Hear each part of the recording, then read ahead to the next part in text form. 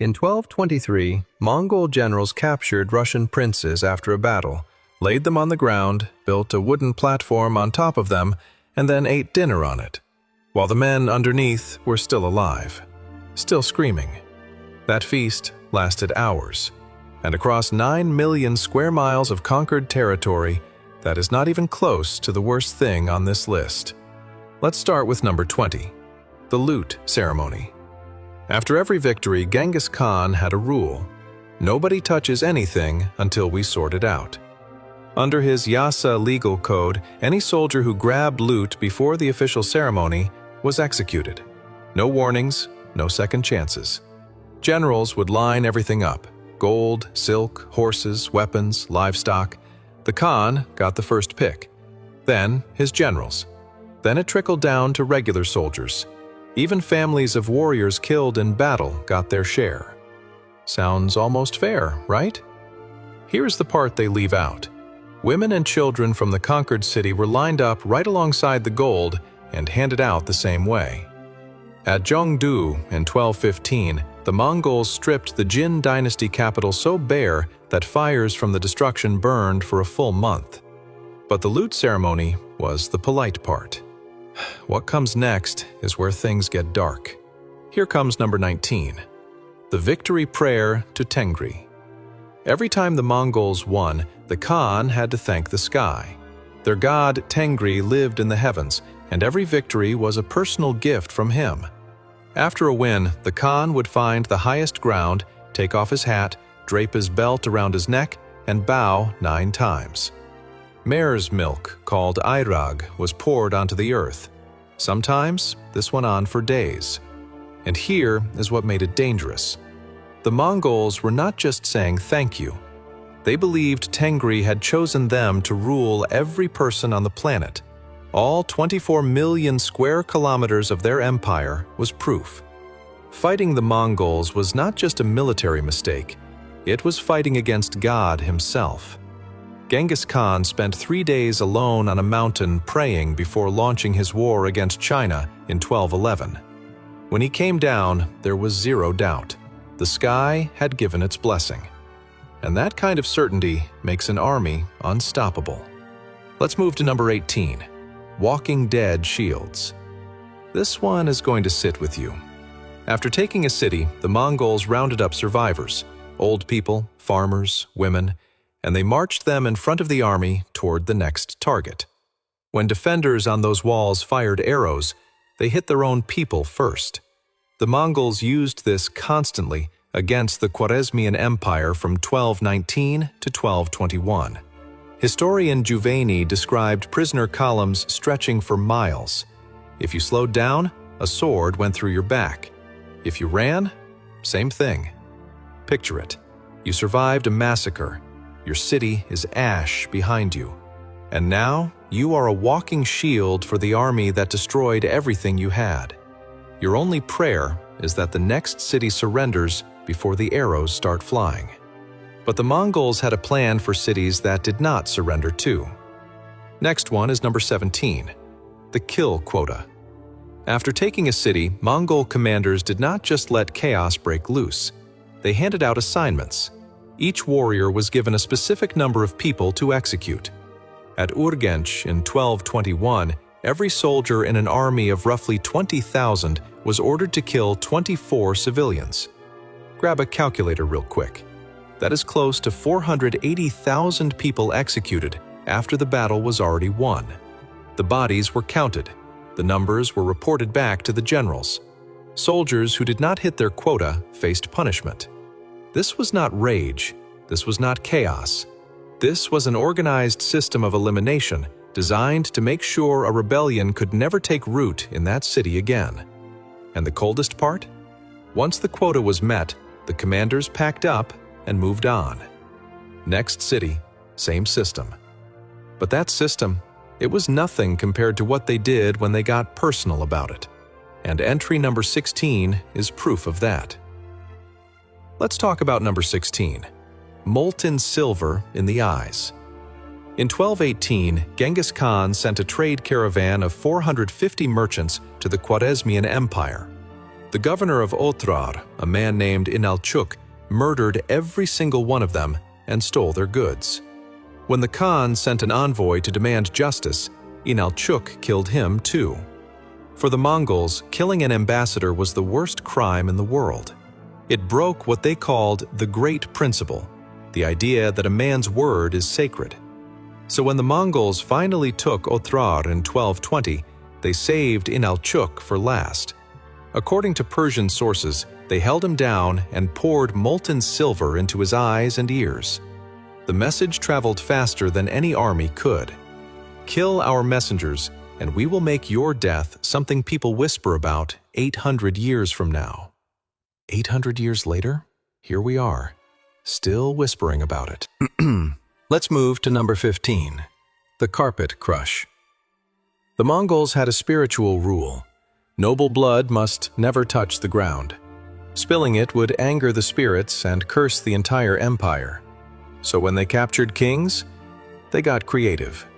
After the fall of Baghdad in 1258, Hulagu Khan had the last Abbasid caliph, al-Mustasim, rolled up inside a thick carpet. Then Mongol horses trampled over him until he was dead. Some historians say soldiers beat him through the carpet with their fists instead. Either way, the end result was the same. No blood touched the earth. The spirits stayed calm, and the highest-ranking religious leader in the Islamic world died wrapped up like a piece of furniture. The Mongols considered this the respectful way to kill a leader. Let that land for a second. This was them being polite. Now imagine what they did when they were not being polite. Entry 14 is exactly that. Here comes number 14, the victory feast on living men. Back to that moment from the hook.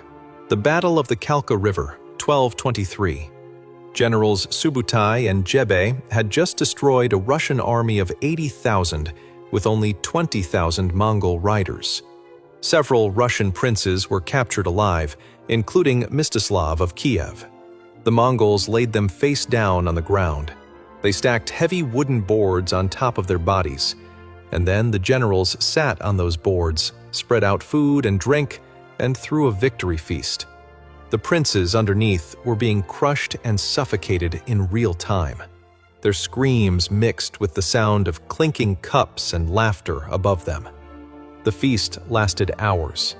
The screaming did not. And once again, no royal blood was spilled.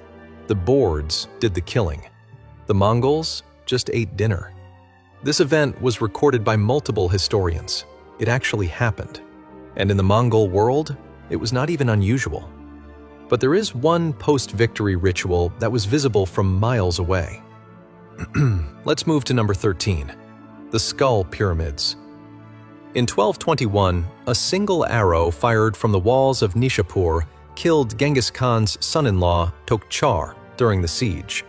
When the Khan's daughter found out, she reportedly demanded the complete destruction of every living thing in the city. The Mongols delivered. Persian historian Rashid al-Din claimed more than 1 million people were killed at Nishapur, though modern estimates are lower. Either way, people, dogs, cats, horses, everything breathing was killed. Then came the ritual. Severed heads were collected and sorted. Men in one pile, women in another, children in a third. The heads were stacked into pyramids right outside the city gates. They stood there for months as a warning to every other city on the map. Later, Tamerlane perfected this tradition. After sacking Baghdad in 1401, he arranged 90,000 heads into 120 skull towers. At Isfahan in 1387, he killed 70,000 and built 35 pyramids from their skulls. If you are still here, you clearly have a strong stomach. Hit subscribe and the bell so you do not miss what comes next. Because the top 12? That is where this list goes to a completely different level. Next one is number 12, drowning cities alive. The Mongols did not just burn cities, they drowned them.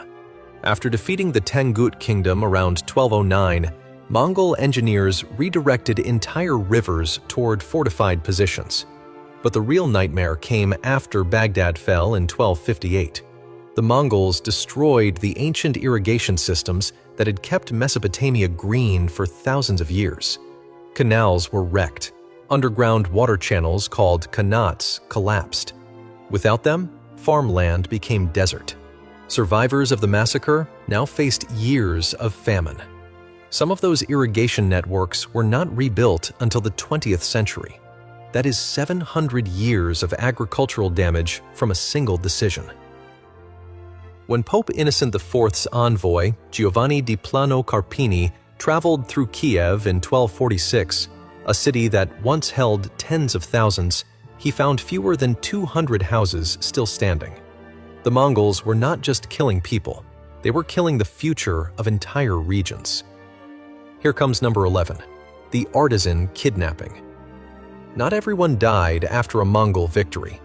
The empire needed skilled hands.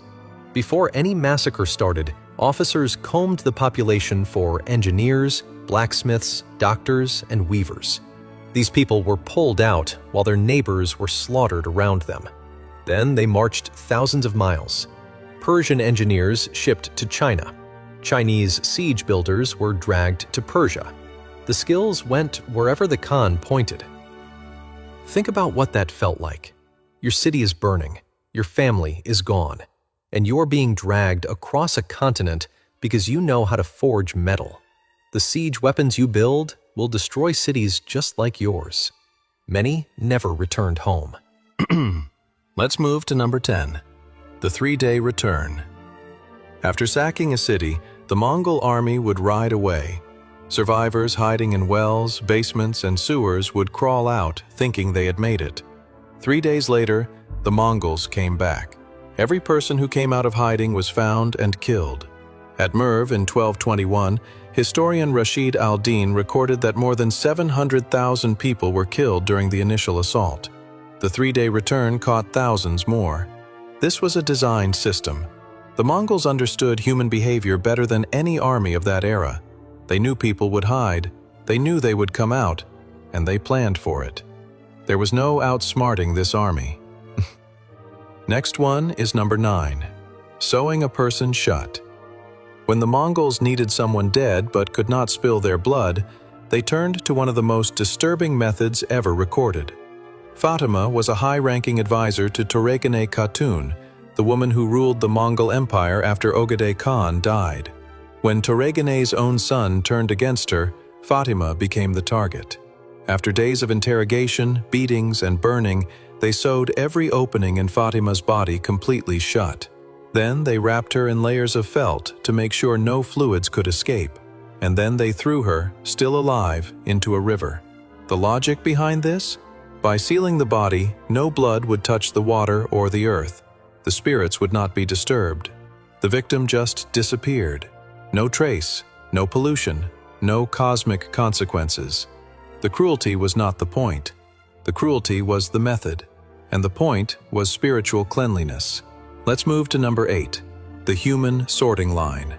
After every conquest, the surviving population went through what can only be described as a sorting ceremony. Strong men became forced laborers. Young women were distributed among warriors and commanders. Children were sometimes taken from their parents and adopted into Mongol families, raised to forget they were ever anything else. The kingdom of Goryeo, which is modern-day Korea, was forced to hand over 10,000 otter skins, 20,000 horses, 10,000 bolts of silk, and thousands of children and artisans as slaves with every tribute collection. This was not a one-time demand. This happened over and over for decades. Captured enemy soldiers got the worst deal. They marched at the front of the next battle, forced to fight their own people. Refuse? Dead. Fight? You help conquer your neighbors. Next one is number 7, the River of Ink. After Hulagu Khan's forces took Baghdad in 1258, killing between 200,000 and 800,000 people in a 7-day rampage, they did something that historians still mourn. They threw the entire contents of the House of Wisdom into the Tigris River. This was one of the greatest libraries the world has ever known. Manuscripts on mathematics, astronomy, medicine, philosophy, and literature. works from Greek, Persian, Indian, and Arab scholars that existed nowhere else on Earth. Hundreds of years of accumulated human knowledge. Eyewitnesses said the river ran black with ink for days. All of it was gone, forever. If you burn a city, people can rebuild it. If you destroy their knowledge, you erase who they were. Baghdad had been the intellectual capital of the world. After 1258, it was in ruins and ashes. And the Mongols did not stop at books. The next entry proves they understood how to destroy bonds between their own people too. Here comes number 6, the Blood Oath Ceremony. After a major victory, Mongol commanders renewed their blood oaths. Officers gathered and poured fermented mare's milk called kumis onto the earth while swearing allegiance. But in the deeper version, warriors sliced open their palms, mixed blood with the milk, and drank it together. This was the Onda ceremony, the blood brotherhood pact. Genghis Khan himself had performed it with his childhood friend Jamuka years before they became enemies. After great victories, this ritual reminded commanders of two things. Their bonds were sacred, and the price of betrayal was death. The sacred number 9 featured heavily. Oaths sworn 9 times, 9 cups offered. In Mongol belief, 9 represented the highest spiritual completeness. You swore with blood. You drank with brothers. Break that oath, and the sky itself would notice. Let's talk about number 5, catapulting plague corpses. In 1346, a Mongol army under Jani Beg was besieging the port city of Kaffa on the Black Sea. The walls were holding. The siege was going nowhere. Then the Black Plague swept through the Mongol camp. Soldiers started dying fast, so the commanders loaded plague-infected corpses onto catapults and launched them over the city walls. Rotting, diseased bodies rained down on the trapped Genoese traders inside. The plague spread instantly. Fleeing survivors carried it onto ships bound for Italy. From there, it ripped across Europe. The Black Death killed between 75 and 200 million people. Roughly 1/3 of Europe was gone. Would the plague have reached Europe eventually? Probably. But the deliberate weaponization of diseased corpses might be the single deadliest post-battle decision in all of human history. Let's move to number 4, the linchpin test. After Genghis Khan crushed the Tatar tribes who poisoned his father, he held a council. What do we do with the survivors? The answer was chilling. Every Tatar male would be stood next to the linchpin of a cartwheel, that is, roughly the height of a 3-year-old child. Anyone taller was executed on the spot. Anyone shorter was spared, enslaved, and distributed among Mongol families. This was not a split-second decision made in anger. This was a calculated ritual of tribal erasure, performed days after the fighting was over. Within a single generation, the Tatar identity ceased to exist. The men were dead. The boys grew up speaking Mongol, living as Mongols, never knowing what they were. An entire people wiped off the earth, not through a single massacre, through a measurement. Here comes number 3, killing the land itself. This might not sound as violent as skull pyramids, but in terms of body count, it was far worse. After conquering Central Asia and Mesopotamia, the Mongols systematically destroyed underground water channels called qanats and irrigation canals that had kept these regions fertile since ancient Sumerian times. The total population of Persia reportedly dropped from 2.5 million to just 250,000 through a combination of massacres and the famine that followed. Baghdad's irrigation network did not fully recover until the 20th century. That is 700 years of damage from decisions made in the 1200s. The Mongols did not just kill people, they killed the earth that fed them, and that kind of destruction lasts centuries. Next one is number 2, the Mo-Balia Declaration. When a city broke its word to the Mongols, resisted after being offered surrender, or killed an envoy, it received a formal designation, Mo-Balia, bad city. And once that label was applied, the rules changed entirely.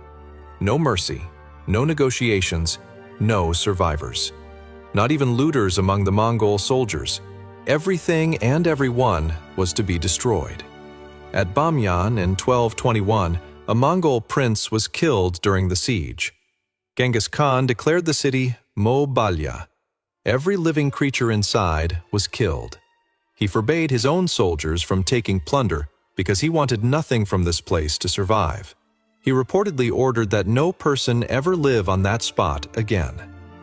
The ruins of Bamyan sat abandoned for generations. The name Mo-Balya became the most feared designation on the continent. Cities that received it were not defeated. They were erased. And the fact that the Mongols had a formal, named process for total annihilation, that is what separates this from every other act of medieval warfare. This was policy. Chinese census records show the population dropped from 120 million before the Mongol invasion to roughly 60 million after.